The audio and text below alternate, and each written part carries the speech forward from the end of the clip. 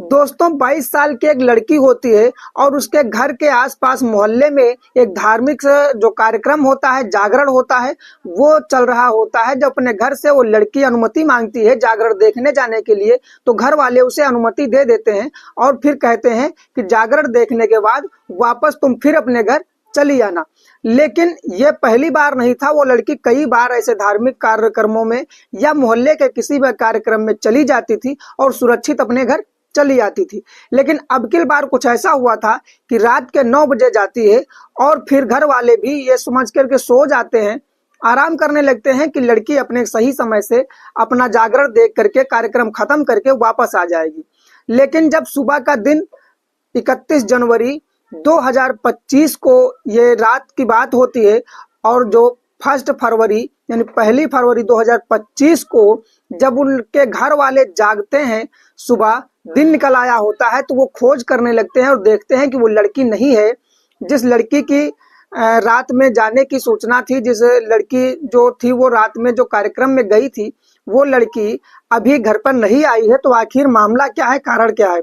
दरअसल वहां पर जब चर्चाएं फैल जाती हैं कि वो लड़की गायब हो, लड़की नहीं मिल रही है, तो मोहल्ले के आसपास के लोगों से पूछा जाता है कि आखिर तुमने देखा है? तुम कई लोगों से पूछते हैं कि कहीं आपने तो नहीं देखा, कहीं आपने नहीं देखा। तो लोग सीधे सीधे कहते हैं कि देखो मैंने नहीं देखा है, लेकिन कहीं भी होगी, आ जाएगी। लेकिन आएगी कब? बहुत समय हो चुका था, जागरण खत्म हो चुका था, सारे कमेटी के लोग, सारे लोग अपने अपने घर चले गए थे। लेकिन सुबह हो गई थी, दिन निकल आया था, लेकिन वो लड़की नहीं आती है। जब लड़की नहीं आती है तो उसकी जो 3 और बहनें होती हैं और जो उसका भाई होता है, वो लोग इधर उधर खोजने की कोशिश करते हैं। यहाँ तक कि गांव के भी सभी लोग सहमति से उसे खोजने का काम करते हैं इधर उधर। तो वहीं पर एक जंगल की तरफ रास्ता जाता है जहां पर एक सूखा नाला पड़ा होता है। उस सूखे नाले की तरफ जब लोग जाते हैं तो वहां पर देखते हैं कि एक लड़की के कपड़े मिलते हैं। जब लड़की के कपड़े मिलते हैं तो जब कपड़े देखते हैं तो पहचान जाते हैं गांव के लोग कि शायद ये कपड़े, और उसके जो घर के लोग होते हैं वो तो पूरी तरह से इस बात से पते में आ जाते हैं कि ये लड़की के ही कपड़े हैं और लड़की का इसी तरफ कहीं ना कहीं मिलना संभव है। तो वो लोग आगे बढ़ने लगते हैं। आगे बढ़ करके देखते हैं तो एक नाले के बगल में एक झाड़ियां होती हैं, झाड़ियों में एक लड़की जो जिसके हाथ पैर बंधे हुए थे और उसके बदन पर एक भी कपड़ा नहीं था। जब इस बात को लोग देखते हैं, अपने आंखों से नजारा देखते हैं, तो वहां पर जो उसकी 2 बहनें होती हैं वो बेहोश होकर के गिर जाती हैं और साथ में गांव की जो 2 औरतें होती हैं वो भी बेहोश होकर के गिर जाती हैं। क्योंकि घटना और जिस तरह से दृश्य देखा जा रहा था वो बहुत ही दर्दनाक और हृदय विदारक था। इस प्रकार से जब लोगों के खड़े होने की क्षमताएं नहीं रह जाती हैं तो वहां पर गांव के सदस्य जो होते हैं वो 112 नंबर पर फोन मिलाते हैं और वहां पर पुलिस आ जाती है। पुलिस जब आती है, पुलिस लाश को उठाती है। लाश को ले जाने के बाद में देखा जाता है कि उसके जितने निजी प्राइवेट अंग होते हैं, जितने निजी अंग होते हैं, उन सब से खून निकल रहा होता है। यहाँ तक कि आंखें किसी ने लगता था कि जैसे नोच लिया हो।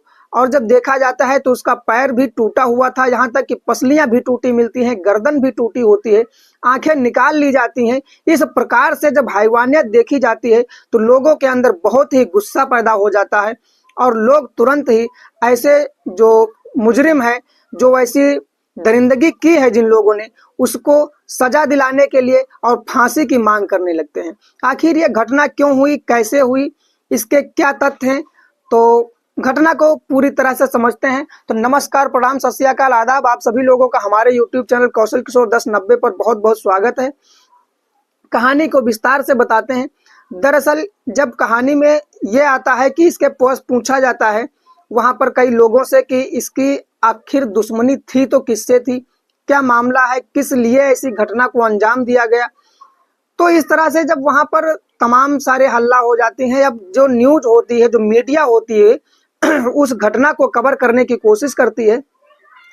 घटना के माध्यम से, मीडिया के माध्यम से लोगों तक पूरी जानकारी फैल चुकी थी। लोगों को पता चल चुका था कि अयोध्या की ये नगरी होती है और इस अयोध्या की नगरी में इस प्रकार से जो हैवानियत हो रही है ये बिल्कुल ही सही नहीं है।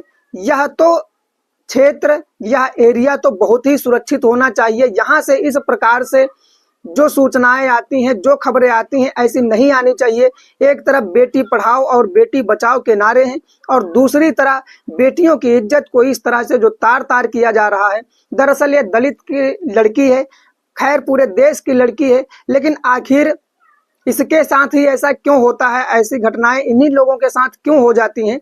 तो इस पर जो वहां के मिल्कीपुर के सांसद हैं, जिनका अवधेश प्रसाद नाम होता है, वो भी आते हैं और जब उनको बताया जाता है कि उसके शरीर पर कम से कम 30 से ऊपर चोटें हैं, निजी अंगों को तार तार किया गया है, हर निजी अंग से, उसके प्राइवेट अंग से उसके खून निकल रहा होता है, आंखें तक नोच ली जाती हैं, उसे बांध करके रखा गया था, हाथ पैर तोड़े गए थे। जब इतनी घटना, इतनी सारी चर्चा उनके कानों में जाती है तो अवधेश प्रसाद तुरंत ही वहां के जो सांसद हैं वो कॉन्फ्रेंस बुलवाते हैं और कॉन्फ्रेंस बुलाने के बाद में मंच पर जैसे ही खड़े होते हैं, मीडिया के जैसे ही कैमरे चालू होते हैं, तुरंत ही उनके आंखों से आंसुओं की धार बहने लगती है, फूट फूट करके रोने लगते हैं और जब रोते हुए बयान देते हैं कि जो भी हो रहा है वो बहुत ही घिनौना कृत्य है, ऐसे लोगों के साथ जल्द से जल्द कार्रवाई करके उन्हें फांसी के तख्ते तक जरूर पहुंचाया जाए।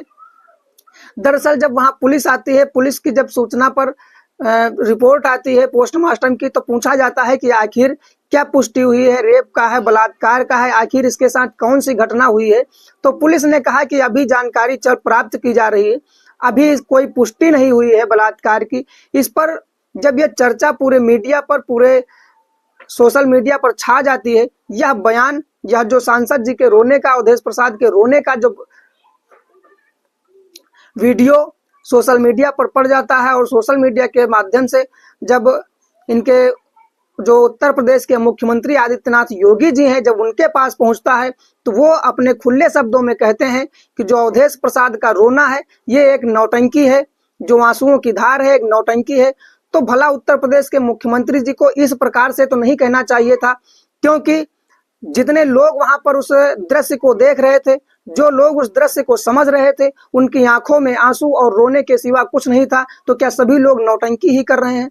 तो इस प्रकार से जब उस घटना के बारे में पूरी चर्चा होती है, सभी लोगों के पास पहुंच जाती है, तो चाहे वो अखिलेश यादव जी हों, चाहे राहुल गांधी, चाहे प्रियंका गांधी हों, सभी के जो कानों में खबर पड़ जाती है तो सभी लोग अपना अपना विचार रखने लगते हैं, सभी लोग उस पर बात करने लगते हैं और सभी लोग ये कहते हैं कि इनके खिलाफ जो इनके दरिंदे हैं, उन दरिंदों में जो मुख्य आरोपी होता है उसका नाम दिग्विजय सिंह होता है और उसके 2 साथी होते हैं। दरअसल पुलिस के जानकारी और साक्ष्य के अनुसार इन पर ही पूरा मामला दर्ज किया गया, क्योंकि गांव के या तमाम अन्य लोगों ने बताया कि यही लोग रात को शराब पी रहे थे और शराब के नशे में बहुत ज्यादा धुत थे और जिस तरफ वो शव मिलता है, जिस तरफ उस लड़की की बॉडी मिलती है, उसी तरफ जाने के जो उनके साक्ष्य जुटाए जाते हैं तो उसमें इन्हीं लोगों का नाम आता है। इन लोगों पर बहुत ज्यादा जानकारी प्राप्त की जा रही है। जैसे ही इन लोगों के प्रति पूरा मामला दर्ज होता है, पूरी तरह से ये लोग सजा के भागीदार पाए जाते हैं, तो लोग के अंदर इनको लेकर के मौत की सजा, जो फांसी की गुहार है, वो हर व्यक्ति के अंदर गूंज रही थी। जब इस क्षेत्र में नगीना सांसद चंद्रशेखर आजाद को पता चलता है तो वो भी जाते हैं और दहाड़ मारते हुए कहते हैं, बहुत ही जोर शोर से आवाज उठाते हैं कि जो ऐसे दरिंदे हैं, जो हमारी बहन बेटियों के साथ, जो दलितों के साथ अत्याचार और बलात्कार की घटनाएं दे रहे हैं, घटनाओं को अंजाम दे रहे हैं, इन लोगों के साथ सीधे सीधे फांसी की सजा होनी चाहिए। अगर ऐसा नहीं होता है तो हमारी पार्टी बहुत बड़ा आंदोलन करेगी। तो कहीं ना कहीं हर व्यक्ति, हर राजनीतिक तथ्य तक जब ये सूचनाएं पहुंचती हैं तो सभी लोग अपनी अपनी बात रखते हैं और इस मामले को उजागर करके जो आरोपी हैं उनके खिलाफ जल्द से जल्द कार्रवाई करके इनको सजा देने का काम किया जाए। इस प्रकार से जब बताया जाता है तो बात खुलती है कि आखिर ये क्यों घटना का अंजाम दिया, जिसका नाम दिग्विजय सिंह बाबा है, इसने आखिर ऐसा किया क्यों। तो बताया जाता है कि कुछ 1 महीने पहले इसके पिताजी की और जो लड़की होती है इसके पिताजी के और इसके बीच में आने जाने का, घर पर आने जाने का जो कार्यक्रम था वो अच्छा था, लेकिन इन्हीं सब चीजों को लेकर के, इसकी बदतमीजी को लेकर के उसके पिताजी के साथ और इसके साथ बहस हो जाती है, जिसकी वजह से उस लड़की का भाई इसको बहुत ही पीटता है, जिसकी वजह से बताया जाता है कि शायद ऐसी खुन्नस और ऐसी साजिश का जो बदला लेने का काम किया वो उसकी बहन के साथ इतना घिनौना कृत्य किया है। इन सब चीजों को लेकर के उस दिग्विजय सिंह के खिलाफ कार्रवाई दर्ज की गई है और उनके 2 साथियों को भी गिरफ्तार कर लिया गया है। आगे इनकी कार्रवाई पर क्या होता है क्या नहीं होता है, दरअसल जैसे ही साक्ष्य जुटाए जाएंगे, उत्तर प्रदेश के मुख्यमंत्री आदित्यनाथ योगी जी ने भी कहा है कि अगर आरोपी पाए जाते हैं ये लोग या कोई भी जो भी दरिंदा है, जो भी ऐसी हैवानियत की है, उसे बख्शा नहीं जाएगा, उसे सजा जरूर मिलेगी।